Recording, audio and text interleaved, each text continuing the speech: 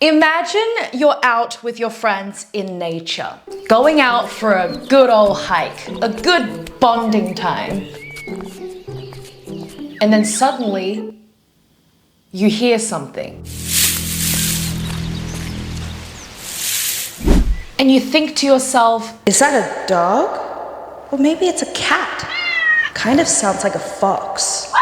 But because you think it's just some small feral animal, you're unbothered. So you continue walking. What would you say is the most toxic trait? You know, she has some problems for sure, but I think it's important. And then you hear growling.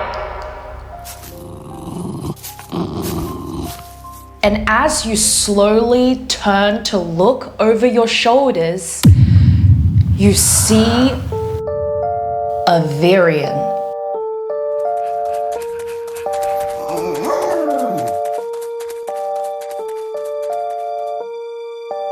Short for Therianthropy.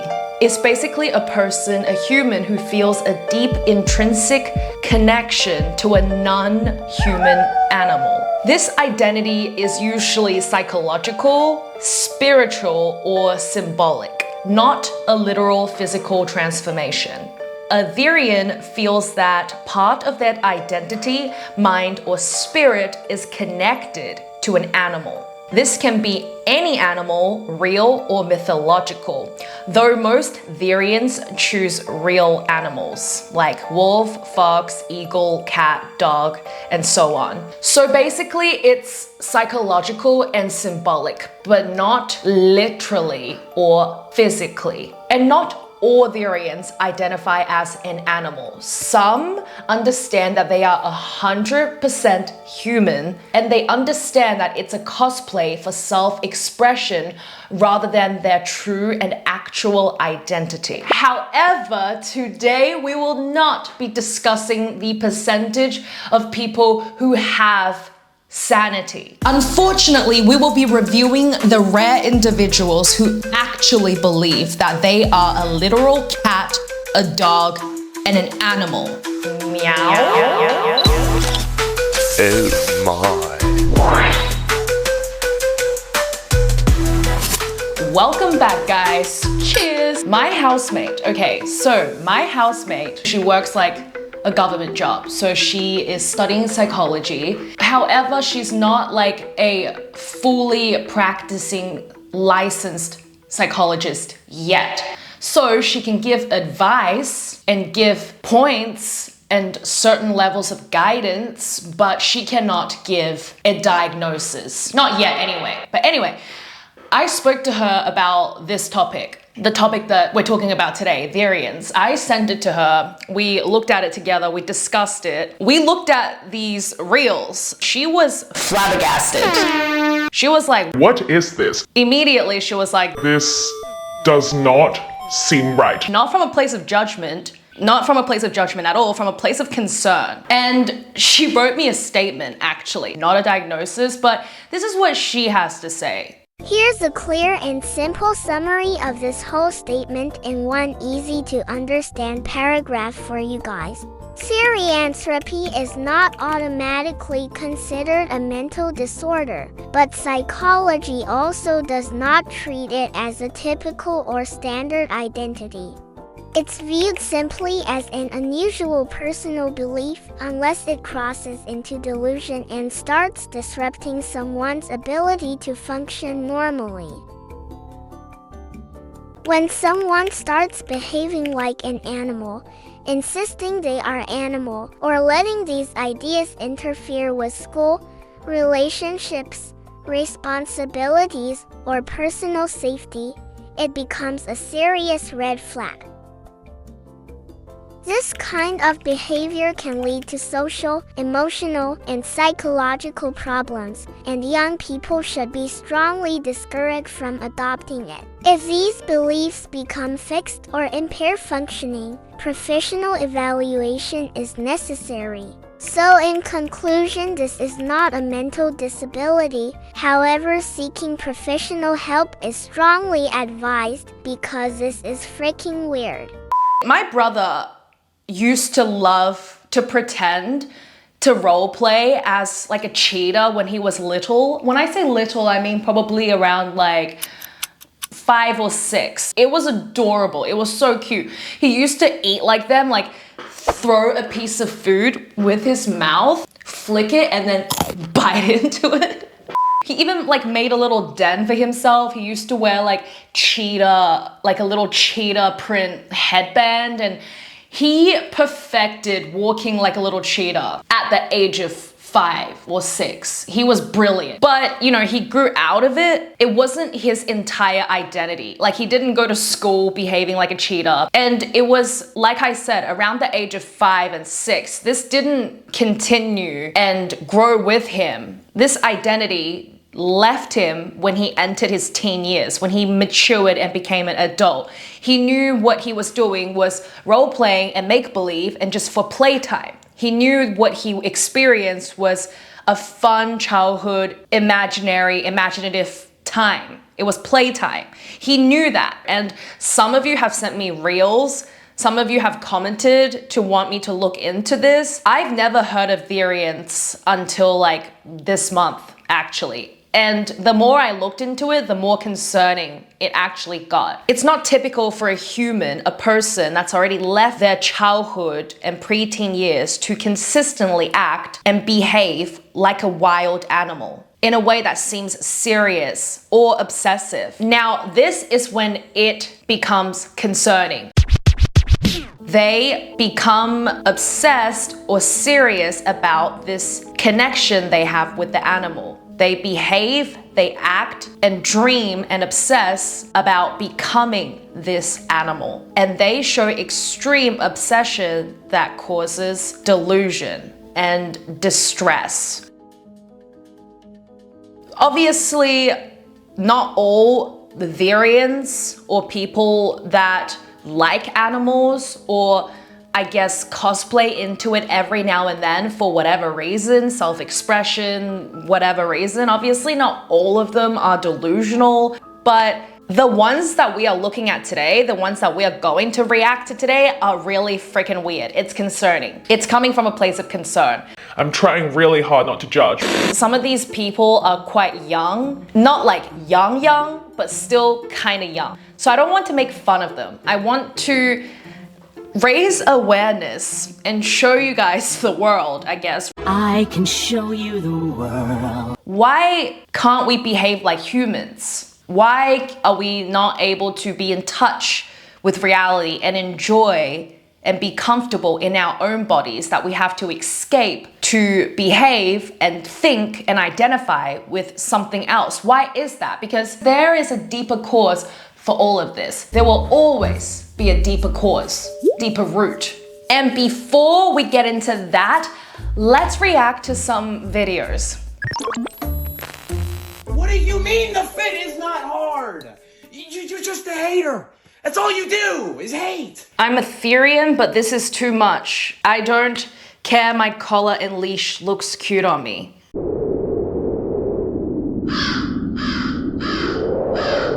Okay, first of all, the fit is definitely not hard. And second of all, I don't hate this, but unfortunately, I can understand why some people might hate this. It's weird. You're wearing an animal mask with a leash on, and you're most likely going out into public. It's really freaking weird. It scares people. It scares people. You're not even showing your face. You're walking around with a leash on. I can naturally imagine how some people can feel uncertain, skeptical, and weirded out by this. I can 100% understand that. Like, there was a horror movie, what's it called? It was like a horror movie I watched at university. It was really weird and like unsettling, and this guy, I don't want to get too graphic or get too into it for some of you guys, but it was basically like this guy that did really messed up stuff, but with animal masks. And I know that that has nothing to do with Therians. He was just like a psychopath serial killer, but this is what it reminds me of. They have like the same animal mask. It's just weird. Like, this is unnecessary. When you have like a leash and a mask on in public and you're like potentially running around like a wild animal, you scare people. That's scary. That's public disturbance. It's really freaking weird. Why? Why?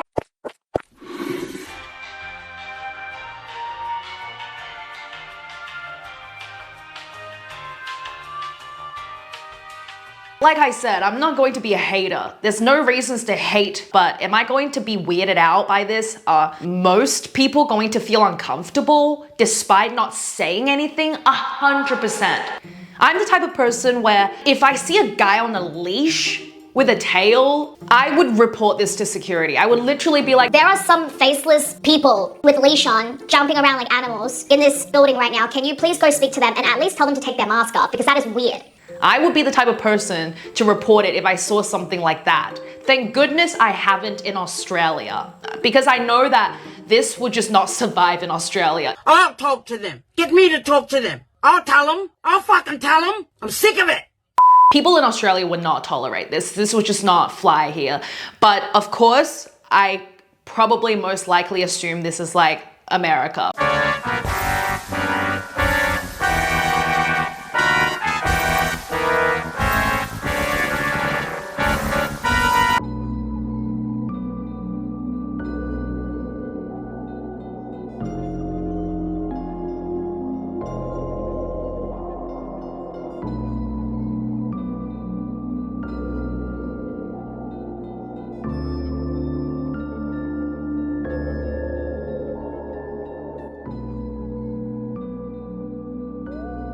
Again, if I was hiking in a place like this and I saw that, I would immediately report this.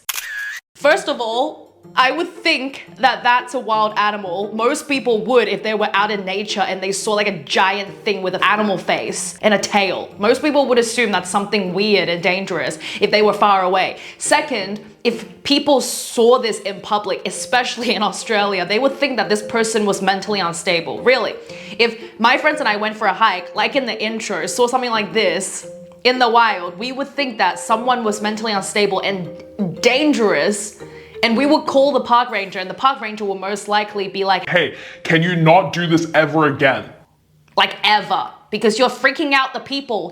Some of these people claim that they want respect, they want to be a part of something, they want to feel comfortable, they don't want to be judged. Again, they want to live in comfort, they want to have freedom, yet they behave the exact opposite way for other people. Like for majority of other people. You don't want public nuisance done to you, but you do it to other people. You don't want to be made to feel uncomfortable in public by other people, but you do it to other people. That's the dilemma. That's what I don't understand. They claim that they want to feel safe, they want freedom, they want to be accepted, they want to feel comfortable, and they want to feel in their own skin, but they're not in their own skin.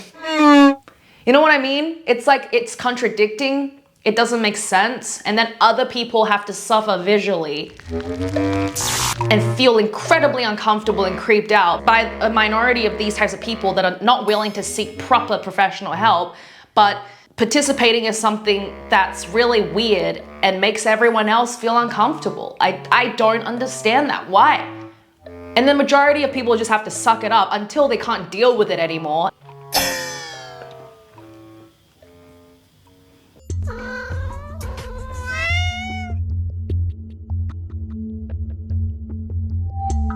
Someone said wasted potential. Someone said you're too fine for this. Someone said embarrassed. Look, like she is pretty, but what? Like I don't get it when my mind is not working. I'm flabbergasted by this. I have no idea what is going on. This whole thing just doesn't make sense. When people say you're too pretty for this, I'm just like, no one is too pretty for anything. It's just like you're too much of a human for this, that's it. Even if you're not conventionally pretty, I think everyone is beautiful in their own ways. I mean that. I mean that. Yeah, you're not too pretty for this. You're just too human for this. Can we just behave like a human? What? Why? This girl, Chen Shi, oh my goodness. Yeah, her entire page is just like BDSM Therian stuff. It's weird. This is something that I think is worth going to therapy to talk about. Genuinely, not making fun of anyone. Speaking completely out of concern. This is definitely worth going to your therapist to speak about what happened, talk it out, heal instead of running away from the problem and dressing up to escape from certain things. This is definitely when psychology comes in really handy. Psychology becomes incredibly handy and useful in situations like this. This is hardcore. Whatever Therian stuff she's on, it's hardcore Therian stuff. This is concerning.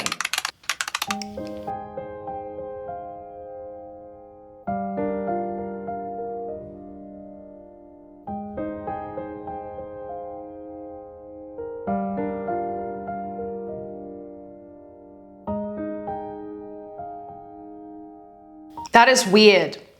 It's just like, are we sexualizing animals now? Like, what was that? It looked flirty. What is that? A flirty fox? It's just weird. It's actually so weird. It's so sinful at this point. It's like perverted now. It's like now, not only are we acting like an animal that's actually really innocent and cute and beautiful and natural, now we're acting like them and adding some level of flirtatious vibes to it. It's perverting it. It's disgusting. Also, bestiality is illegal. May I add, if you find this type of stuff attractive, obviously she's not an animal, but the people that think, like the people that actually think that they are an animal, and then they fall in love with another human that act like animals, and they do. Imagine couples that identify as animals.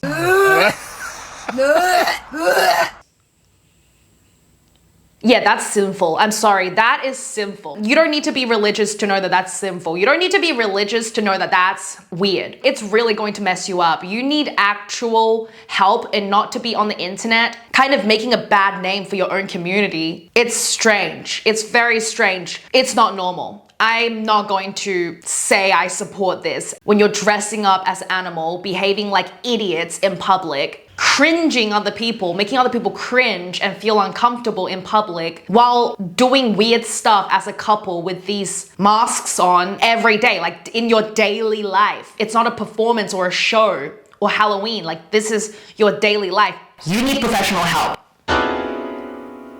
No normal person in their right minds will support this. I'm not even sorry for saying that. In fact, I'm probably saving you. I'm doing you a favor. It's time to seek professional help.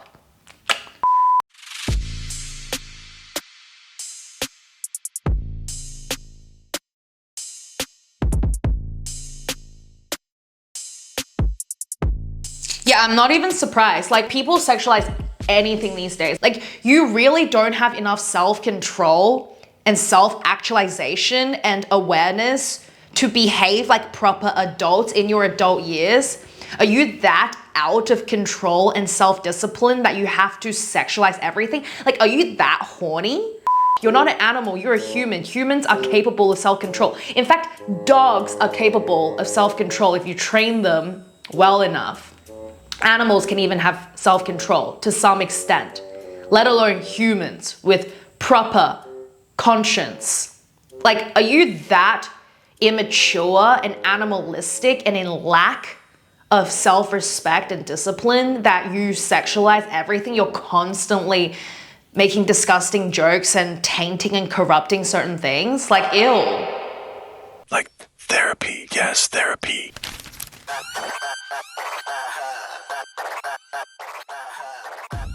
I'm Muslim and I'm a Therian, pansexual Therian. I go by any pronouns, but I'm most comfortable with they, them. How are you Muslim and pansexual? I don't know, man. Like, I have some Muslim subscribers. I'll leave this one to you guys. I'll let you guys tell me what you think because I It's not just her, I think they're all weird. I think that's enough videos. I can't, otherwise I get too mad and I don't want to say things that I might regret saying. Yeah, I don't like it, I don't support it, it's absolutely whack, it's crazy, it's not normal, and professional help is strongly encouraged. So why is it that some of these people and humans become very serious and they believe that they are literal animals? Let's get into it. Therianthropy often starts during adolescence, an age where people are exploring identity intensely. Some individuals may temporarily take things more literally while trying to understand who they are. Sometimes it can also be community influence, like I mentioned, TikTok, social media, maybe you see it in public or schools and the community likes to normalize this behavior and encourage certain delusional behaviors. And some of these extremely misguided variants reinforce extreme interpretations, reward dramatic or literal claims with attention, blur the line between metaphor and reality. Another reason why people participate within the Therian community is for escapism and coping mechanisms. For some people, especially those dealing with stress, loneliness, identity issues, trauma, or feeling indifferent. Maybe also turbulence at home, things that feel chaotic, stressful, and unstable where they live. These can all be factors and reasons why some humans like the idea of being an animal because it can feel comforting, grounding, and empowering for them. In certain cases, intense literal beliefs may connect to disassociation, delusional thinking, or other psychological conditions. Some Therians take their roles very seriously. It's like a longing for them. They wish to become these animals. So in short, a mix of identity formation, community influence, coping mechanisms, and understanding can make some Therians take the idea quite literally. So basically, and this doesn't just go for the Therian community, it goes for all communities, everywhere, every organization, everything we participate in. We should definitely do research, really look after and protect our mental health and take it incredibly seriously. Have great discernment and judgment, protect, once again, our spiritual and mental well-being. Be grounded and rooted in reality. It can save your life to be rooted in reality because then you can make proper, rational decisions that can lead you to a really good, fulfilling, healthy life later on. To be rooted in reality is great for guiding you to where you need to be and should be, where you can be a healthy, functioning adult in society, happy. You don't want to be misled, you really don't, because once you're off in a different path, down the wrong path or the dark path, it's going to take so long for you to come back. People bounce back, of course. A lot of people bounce back, but it'll take so much effort. It'll take more effort than you going down the wrong path. It'll take more effort coming back up. Think about it. Think about going downhill, like literally, physically, and think about climbing back up a hill. Yeah, you get what I'm trying to say. So basically, that is it, guys. Thank you guys so much for watching. Like, comment, share, subscribe, send it to all your friends, and I'll see you guys in the next episode. Bye.